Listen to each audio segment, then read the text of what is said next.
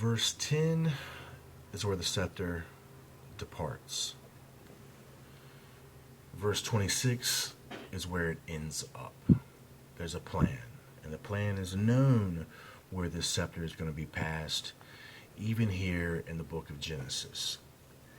So, where's this scepter going? This scepter is going to the house of Joseph, one of the 12 tribes of Israel.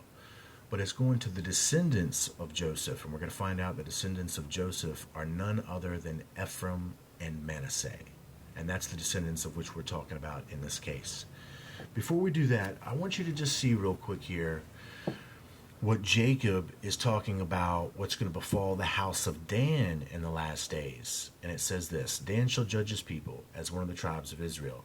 Dan shall be a serpent by the way, an adder in the path, that biteth the horse heels, so that his rider shall fall backward.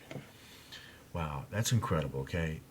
Dan is what I've described is the 13th judge of Israel, who is connected to the 13th Baktun of the end of this world age, which is connected to the end of the Hebrew world age, which is what precedes this 1,000-year millennial age that we're talking about.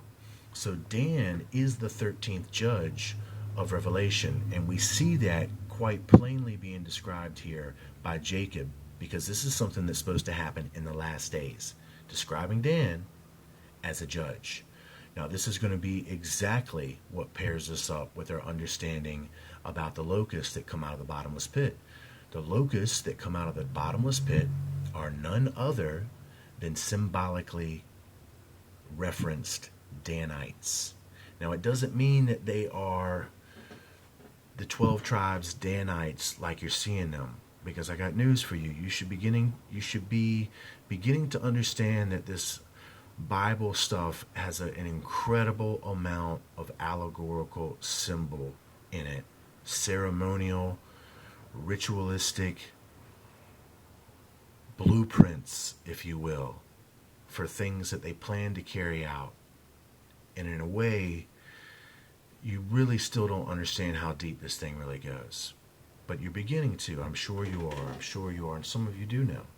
So Dan is prophesied as being the 13th judge. And not only that, he is going to be a serpent by the way, an adder in the path. So remember that the path is supposed to be Jesus Christ. Jesus Christ is supposed to be the way. So Dan is going to be this serpent blocking the way to Jesus Christ.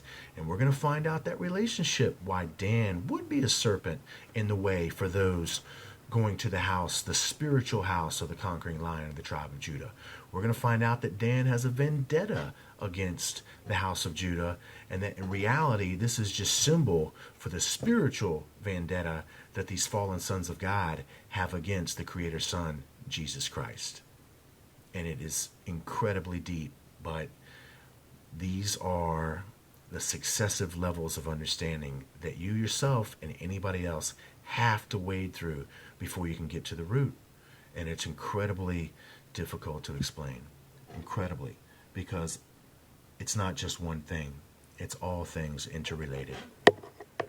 There's our Dan. There's our 13th judge. There's our locust. There's his position in relationship with the serpent, the false doctrine that he's going to issue out, which is going to induce this strong delusion, which will then induce the great falling away, which will be people losing their faith in Jesus Christ. In other words, the conquering lion of the tribe of Judah will have his scepter be removed. And they're going to shift through the doctrine and the judgment of Dan, the scepter, to this house of Joseph, through this lineage of Ephraim and Manasseh.